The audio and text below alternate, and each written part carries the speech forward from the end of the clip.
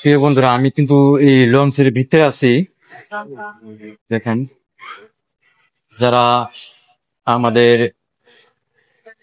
ময়মনসিংহ বিভাগের মানুষ আছেন, তারা যারা লঞ্চ দেখেন নাই, এই দেখেন লঞ্চ কিভাবে ব্যবহার করা হয়, এটা কিন্তু সম্পূর্ণ।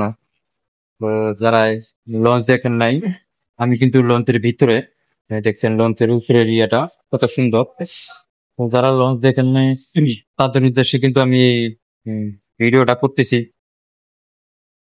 তো যে যেখান থেকে দেখছেন অবশ্যই অবশ্যই একটু কমেন্ট করবেন যে লঞ্চ কেমন। আমি কিন্তু লঞ্চের ভিতরে,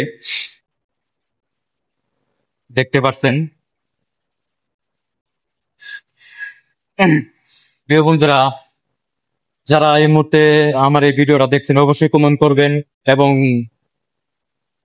আমার ভিডিও গুলো কেমন লাগে অবশ্যই জানাবেন।